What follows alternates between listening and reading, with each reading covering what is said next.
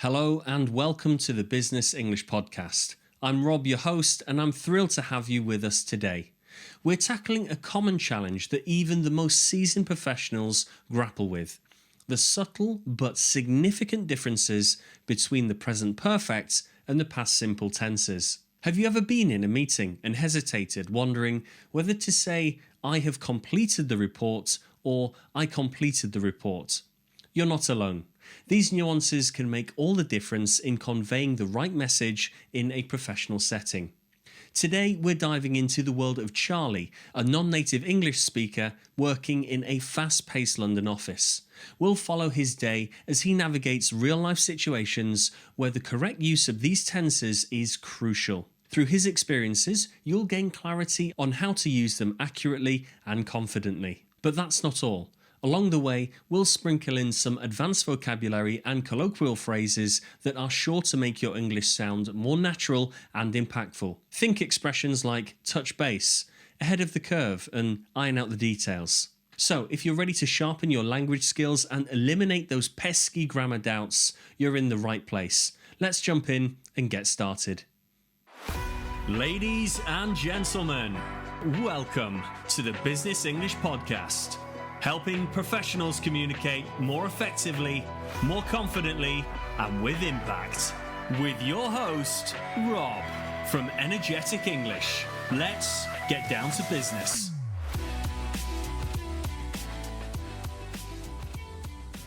Let's dive into Charlie's day at his London office. It's a crisp Wednesday morning and the city is already pulsing with energy.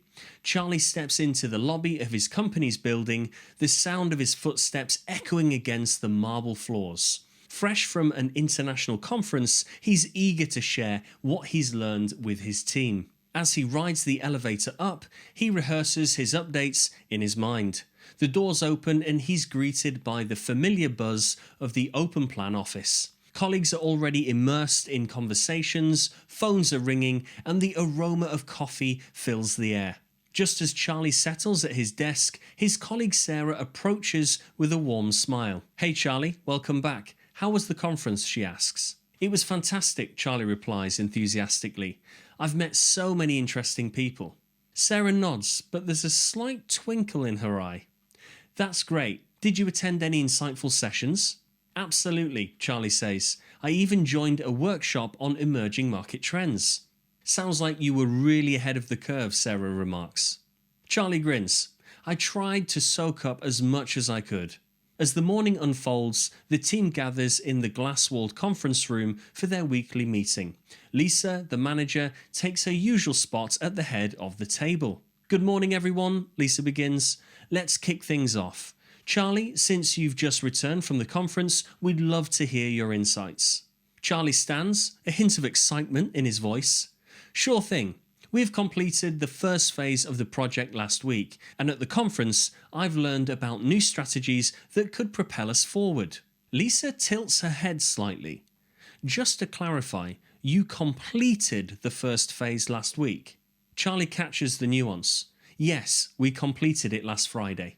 "Excellent," Lisa says with a smile. "And the new strategies you've learned, how do you see them fitting into our next steps?" "I believe they can help us stay ahead of the competition," Charlie explains. "I've worked on integrating some of these ideas into our current model since I returned." Mark, another team member, chimes in. "That's impressive, Charlie. It's great to see you're taking the initiative." "Thanks, Mark," Charlie replies. "I think if we iron out the details, we can really keep the ball rolling." Lisa addresses the team. "All right, let's touch base on these ideas later this week. Great work, everyone." The meeting wraps up, and back at his desk, Charlie decides to send a summary email to the team. He types, "Dear team, I've attached the report outlining the new strategies we discussed. Let's circle back later this week to dive deeper. Best regards, Charlie."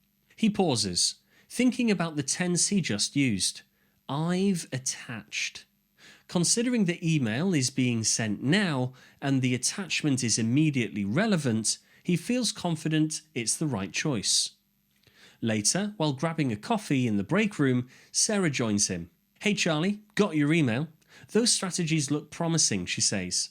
Glad you think so, he replies. Just a tiny thing, Sarah adds gently. Earlier, you said, I've met so many interesting people. Since the conference is over, it's actually better to say, I met so many interesting people. Charlie nods appreciatively. Ah, I see what you mean. Thanks for the heads up, Sarah. Sometimes the nuances slip past me. No worries at all, she assures him. Your English is excellent, it's just those little details. Back at his desk, Charlie reflects on the conversation. He realises that using the past simple for completed actions at a specific time makes his communication clearer. Later in the afternoon, Lisa stops by his workstation. Hey Charlie, I was reviewing your report. Great insights, she says. Just a quick note. When you mentioned in the meeting, we have completed the first phase last week, it's more precise to say, we completed the first phase last week. Charlie smiles. Thanks, Lisa. I appreciate the feedback. Anytime, she replies. You're doing a stellar job. Keep it up. As the day winds down, Charlie decides to jot down some notes to help him remember. Use present perfect for actions that have an impact on the present or when the time isn't specified. For example, I've worked on integrating new ideas since I returned. Use past simple for actions completed at a specific time in the past. For example, I met many interesting people at the conference. Feeling more confident, he begins packing up his things. Mark catches his eye from across the room. Charlie, a few of us are heading to the pub after work. Care to join? Mark asks. Sounds great. I haven't been out with the team in a while, Charlie replies. Brilliant, Mark says. We'll leave in about 10 minutes then. As they walk to the pub, the conversation flows easily. Charlie feels more connected with his colleagues than ever. At the pub, amid laughter and clinking glasses, Charlie reflects on his day. He's grateful for the friendly corrections and realises that every interaction is an opportunity to improve. Walking home later that evening, the lights of London twinkling around him, Charlie feels a renewed sense of purpose. He thinks to himself, I've learned so much today, not just about tenses, but about small changes that can make a big difference. He smiles, looking forward to applying his newfound understanding in the days to come.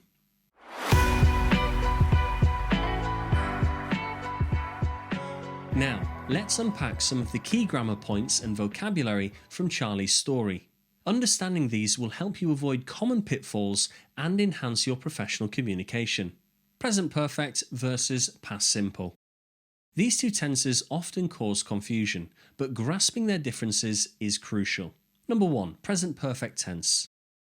The present perfect tense connects the past with the present. It's used for actions that have relevance now or when the time of the action isn't specified. The form? Have or has plus past participle. Let's revisit an example from Charlie's story. Correct usage. I've worked on integrating the new software since March.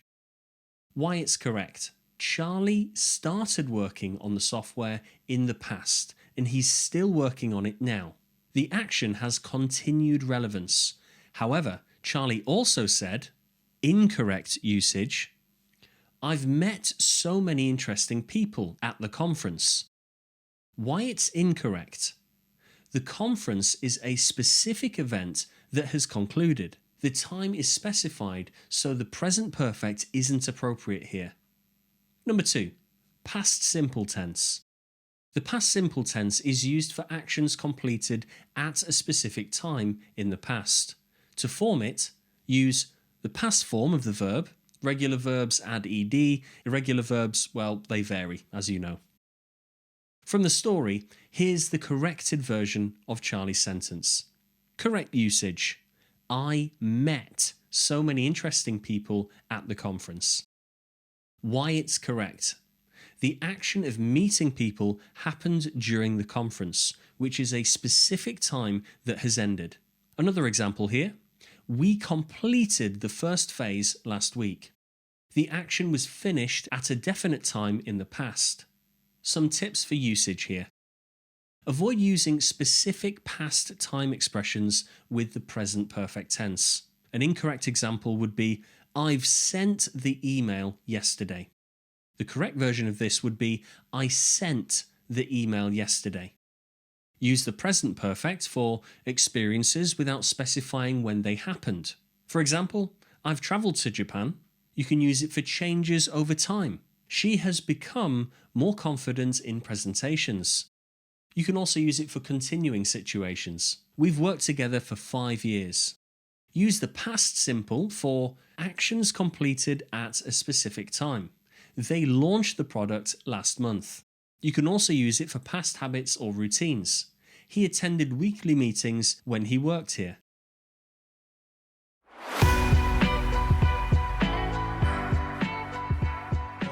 Let's now look at the advanced vocabulary and colloquial phrases.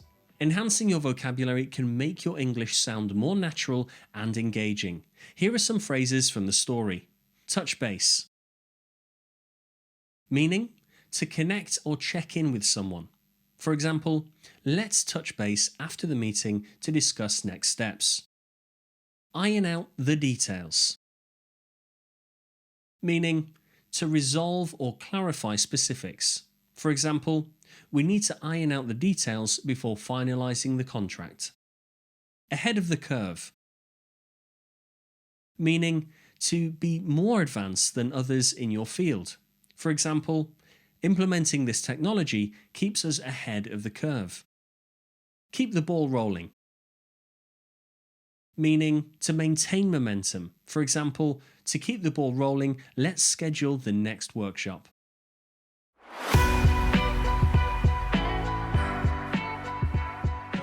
And now let's highlight some common mistakes.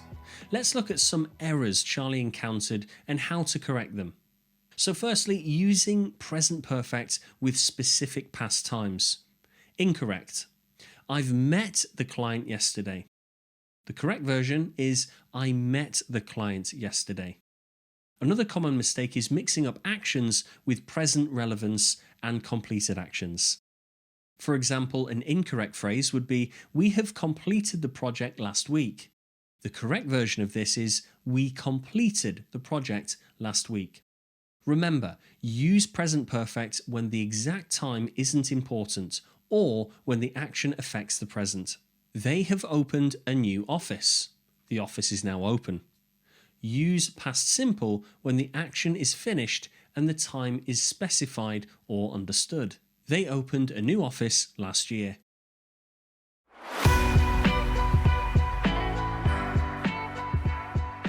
Now, let's look at some tips for enhancing clarity in communication. Selecting the right tense ensures your message is clear and professional. An imprecise phrase here would be, I finished the budget proposal yesterday. The present perfect tense conflicts with the specific time, yesterday. A precise version of this phrase would be, I finished the budget proposal yesterday. Key takeaways. Present perfect is for actions with present relevance, unspecified times, or experiences and changes over time. Past simple is for actions completed at a specific past time or narrating past events. By being mindful of these rules, you'll communicate more effectively and make a stronger impression in your professional interactions. Understanding these nuances not only helps you avoid mistakes, but also boosts your confidence when speaking and writing in English. Keep practicing, and soon selecting the correct tense will become second nature.